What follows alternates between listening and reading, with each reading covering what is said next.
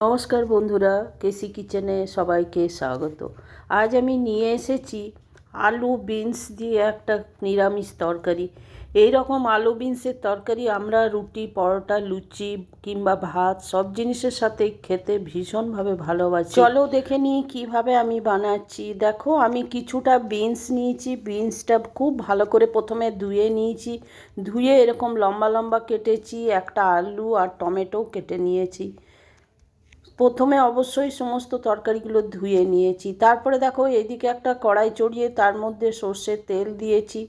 পুরো তরকারিটা বানানোর জন্য আলু বা বিনস সেই আন্দাজ করে তেলটা দিয়েছি। তারপরে দেখো, 1 চামচের মতো গোটা জিরে আমি ফোড়ন দিয়ে দিলাম। গোটা জিরেটা দিয়ে দেওয়ার পরে দেখো 1 চামচের মতো হিং দিয়ে দিলাম। হিংটা দিয়ে দেওয়ার পরে একটুখানি নেড়ে নিলাম খুন্তিতে করে। তারপরে ওইদিকে যে আলুগুলো ধুয়ে কেটে রেখেছি সেই আলুগুলো আমি তেলের মধ্যে দিয়ে দিলাম। আলুগুলো সেদ্ধ হতে একটু সময় নেয়, সেই জন্য প্রথমে আমি আলুগুলোকে বেশ ভালো করে ভেজে নেব। আর এর মধ্যে আমি নুন দিয়ে দেবো, তাহলে কি হবে, আলুটা খুব সহজেই সেদ্ধ হয়ে যাবে। এবার আমি পরিমাণ মতো নুন দিলাম। কতটা আমার বিনস আছে সেই আন্দাজ করে নুনটা দিয়ে দিলাম। নুনটা দিয়ে দেওয়ার পরে দেখো, আলুটা এবারে ভেজে নেব। তোমরা আলু বিনসের তরকারি নানা রকমভাবে বানিয়ে থাকো, এইভাবে একদিন বানিয়ে দেখো, ভীষণ ভালো লাগে খেতে। তারপরে দেখো, ঢাকা দিয়ে আমি 2 মিনিটের জন্য রেখে দিয়েছিলাম। তারপরে ঢাকা খুলে দেখো, আলুটা অনেকটাই সেদ্ধ হয়ে গেছে। এরপরে আমি বিনসগুলো দিয়ে দিলাম। বিনসের সাথে টমেটোটাও দিয়ে দিলাম।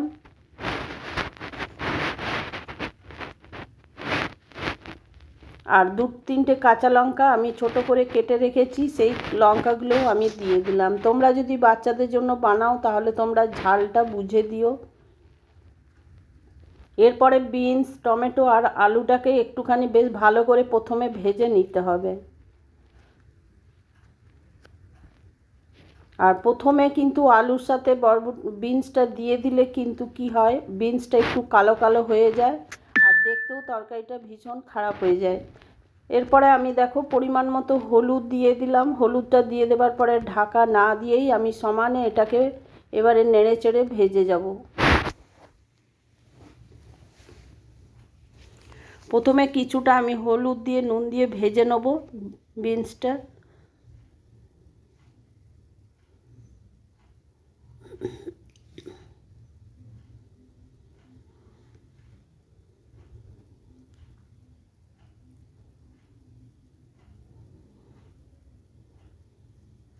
প্রায় 2-3 মিনিটের মতো এটাকে আমি একটু ভালো করে ভেজে বা কষিয়ে নিলাম। কষিয়ে নেবার পরে দেখো, ঢাকা দিয়ে আমি 5 মিনিটের জন্য ওইদিকে রেখে দিলাম। এবার একটা মশলা আমি করে নিচ্ছি।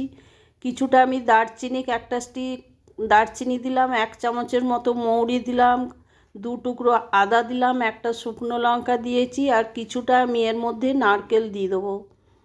তোমরা যদি শুকনো লঙ্কাটা বাড়াতে চাও তো বাড়িয়েও নিতে পারো, তাহলেও কিন্তু ভালো লাগে খেতে। এরপরে দেখো, এটা আমি মানে জল না দিয়েই দেখো আমি এটাকে গুঁড়ো করে নিয়েছি। দেখো কীরকম হয়েছে। মিক্সিতে একটুখানি চালিয়ে নিলেই কিন্তু এই রকম বাটাটা হয়ে যাবে। একটু বেশ দরদরা মতো হবে, গোটা গোটা থাকবে, তাহলেই কিন্তু বিনসের তরকারিটা তাহলে কিন্তু খেতে ভীষণ ভালো লাগে। তারপরে দেখো, এইদিকে ঢাকা খুলে আমি আলু বা বিনস দুটোই আমার সেদ্ধ মোটামুটি হয়ে গেছে। দেখো, আমি খুন্তিতে করে এবারে আলু একটা ভেঙে দেখিয়ে দিচ্ছি। দেখো, আলুটা সেদ্ধ হয়ে গেছে, তবে এইটা একদম গলে যাবে না, একটু বেশ গোটা গোটা থাকে, তাহলেই কিন্তু খেতে ভীষণভাবে ভালো লাগে। এটা স্পেশালি রুটি, ডিনারে তো বা লাঞ্চে তোমরা বানিয়ে নিতে পারো, খেতে কিন্তু খুবই ভালো লাগে এরকম আলু বিনসের তরকারি। এরপরে দেখো, ওইদিকে যে মশলাটা আমি করে নিলাম সেই মশলাটা আমি এবারে এটার মধ্যে দিয়ে দিলাম। এই মশলাটা কিন্তু অনেক তরকারিতে দেয়া যায়। তোমরা যেমন আলু ভিন্ডির সময় আলু ভিন্ডিতেও দিতে পারো, তাও কিন্তু খেতে ভীষণভাবে ভালো লাগে। আর বিনস বা বরবটি যে কোনো তরকারিতে এই মশলা দিলে কিন্তু খুবই ভালো লাগে। আর নিরামিষ দিনে এই মশলা দিয়ে যদি বানিয়ে নাও তো খেতে দুর্দান্ত লাগে গরম গরম।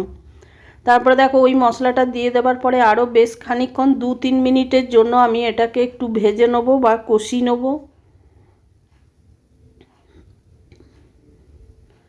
দেখো বিনসগুলো আমার সেদ্ধ হয়ে গেছে, আর আলুটাও হয়ে গেছে সেদ্ধ। এইটা কিন্তু এবারে লো ফ্লেম করে কিন্তু সমানে এটাকে ভেজে যেতে হবে মশলাটাকে।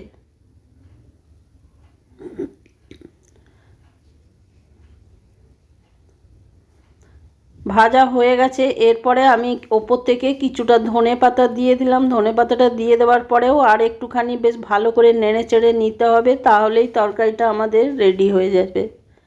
আমার রেসিপি যদি তোমাদের ভালো লেগে থাকে তো লাইক, শেয়ার ও কমেন্ট অতি অবশ্যই করে দিও। নূতন বন্ধুদের সাবস্ক্রাইব করার অনুরোধ রইল।